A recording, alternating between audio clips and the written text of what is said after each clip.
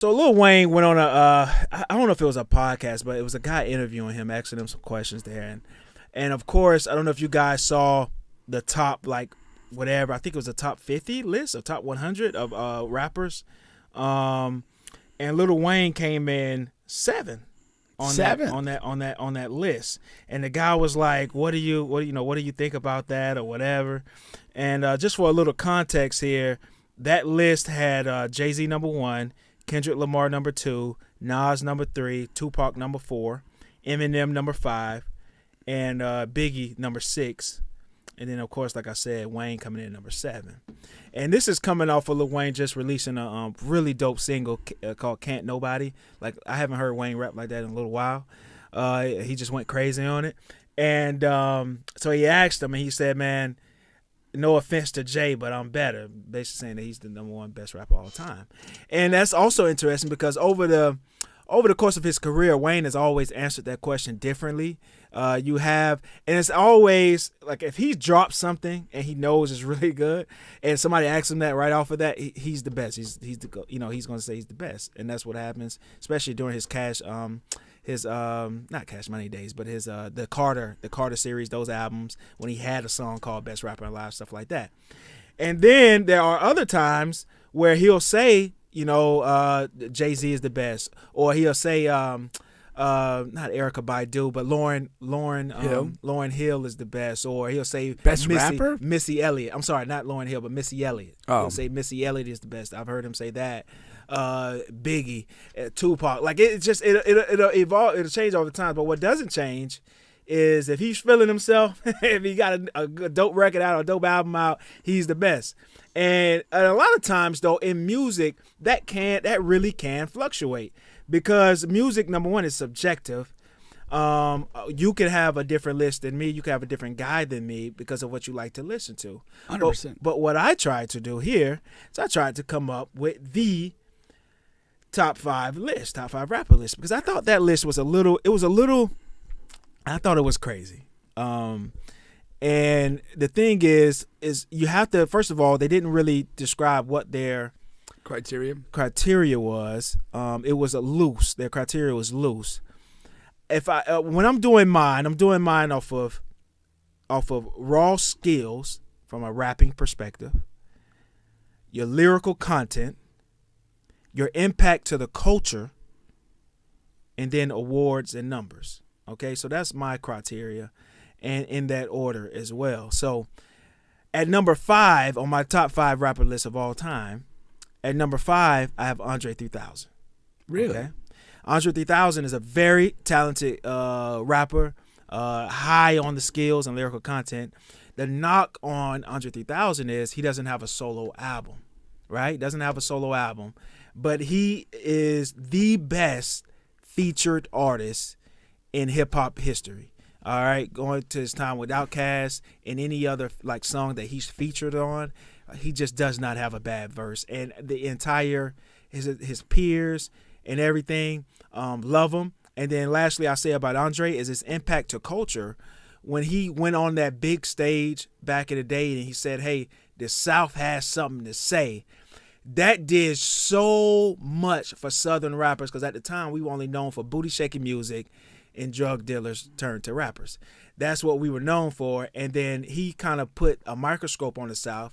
So guys like Lil Wayne and Rick Ross and whatever, T.I. and those guys could walk through the door. But that door was shut before he really went on that huge stage and said that. All right. At number four, I had Kendrick Lamar. And this is something I had to go back and I had to put him in. At first, I just took him out because they had him at number 2. And I'm like, that's crazy. How could Kendrick Lamar is young? But Kendrick Lamar, he has a ton of, he's just put in a ton of work in his little time. And his number one album, his number one records. And of course, his skill level is extremely high. The things that he can do with his voices and with his cadences, mostly cadences, is just outrageous, out of this world. And of course, his lyrical content.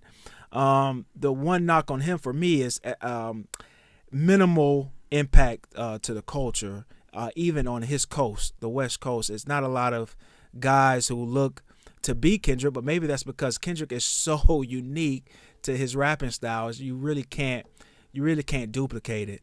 And again, this list is, I'm trying to look at it subjectively. These are not my favorite top 5 rappers. These are just top 5. I think that should be the top 5. And K Dot has, like I said, his awards and numbers are up there with the best of them, which was a surprise to me. All right, even though he hasn't been in the game as long as these other guys. At number 3, I have Tupac. I thought it was crazy to have Biggie over Tupac on that list.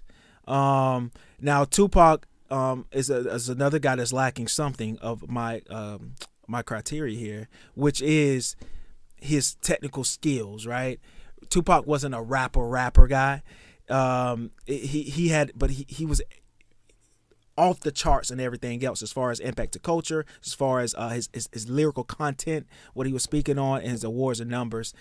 Even though he you could say he died before his time or whatever the case may be, if that's what you want to say or the term you want to use, he still put in a ton of work. He had a lot of albums, a lot of singles and they sold a lot. Of course, all of that good stuff.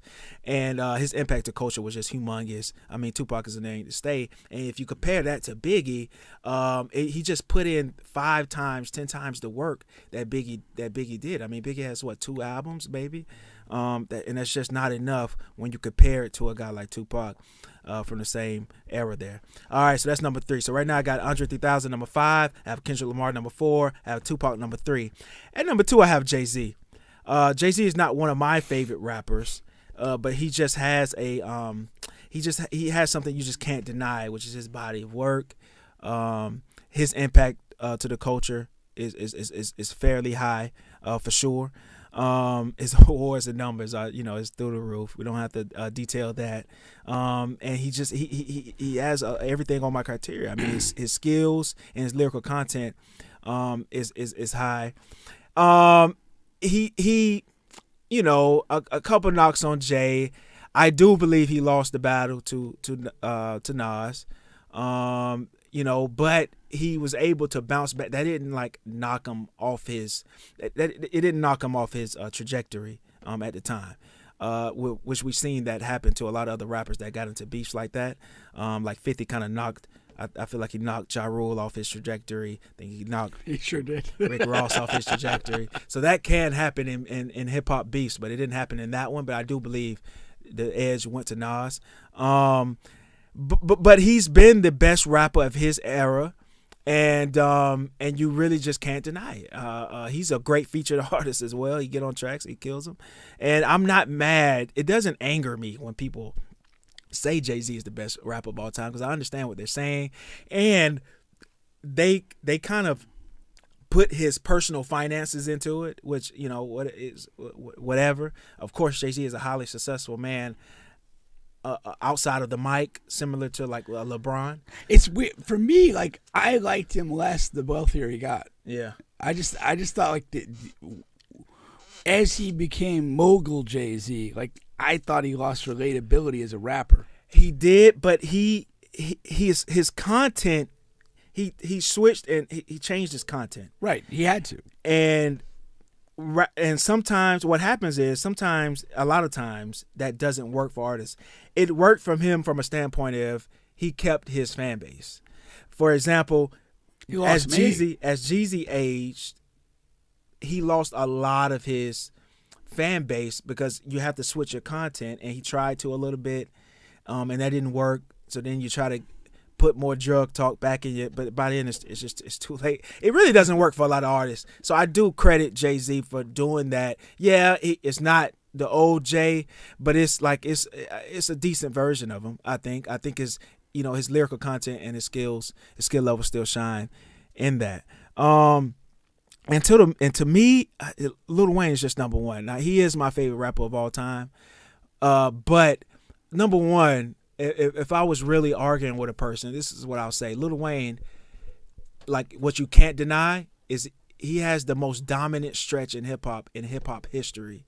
There is no one who had as dominant of a stretch as Lil Wayne in hip hop. That's something he'll go down as, he'll pass away and have that stretch. And I don't think nobody will top it. It's a Wilt Chamberlain-like stretch, how many years it was, the numbers that he amassed, and just his chokehold on the game. And just and to double down on that, his peers let you know that. You know, a lot of people have Eminem in their top, whatever, like that list did. A lot of other people did. You know, Eminem was saying crazy stuff, like he was contemplating suicide through Lil Wayne's run. Like, that's how jealous he was of Lil Wayne. He was extremely jealous of Lil Wayne. He was, you know what I mean? Jay-Z said he heard Lil Wayne's remix to his song, Show Me What You Got, and he said, yes, time for me to retire. These are literal quotes you can go and Google from these guys. And that's during his stretch. That's how dominant his stretch was. Number two, it's just his skills. T.I. said in a recent podcast, he says, the reason why you guys shouldn't have me over Lil Wayne and any other thing is because any of the rap list is because rap is what Lil Wayne do. Like, I do a little comedy, I do a little acting, I do a little business, I do a little this. Like, I don't wake up and want to rap. Like, Lil Wayne since 15 years old, that's all he ever wanted, and that's all he does. You know, there's no other harder worker, and you know that because of how much he puts out.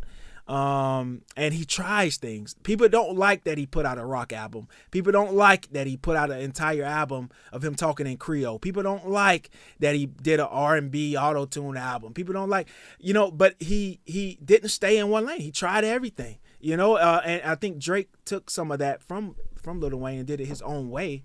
But that's one thing about Wayne. And lastly, I'll say his impact to culture is he has the biggest impact to the hip hop culture than any other artist.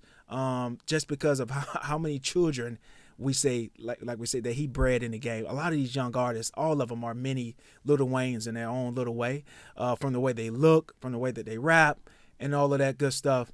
They're all children of Lil Wayne. They all come from his tree. He has more rap children, rap babies on his tree than any other artist in the history of the game, and that just shows you how many of them were looking up to him growing up. That's all they listened to. So that would be my reason. But again, I wouldn't argue with anyone that have Jay-Z or Tupac, any of those guys. But Biggie, I just don't. I can't hear it with Biggie being in the top 5. Is that really a function of the limited body of work? Yes. That's only it's limited to body of work, because that does mean a lot. His skill set and his lyrical content is crazy, of course, and also because of his small amount of time. When you say and I'm fascinated because I don't know exactly when you've referred to several times skill set, lyrical content. Yeah. How do you differentiate those two things? So lyrical content is mostly like, what you're talking about, right? Okay. And skill set is how you're able to how many flows do you have? What cadences, your bar game, you know what I mean? All of that stuff I will put in skill set, and more, and also in lyrical content is how relevant are your bars and what you're saying and things like that. All of that fits into that boat as well. So that's the difference between the two. Okay. In my opinion, there. Okay. Yeah. So that's my list. Andre 3000 number 5, K Dot number 4, Tupac number 3, Jay-Z number 2, Lil Wayne number 1. I think that is the official list and should be the official list. So that's what we got there. I wanted to go through that, and shout out to Wayne who just dropped that new single.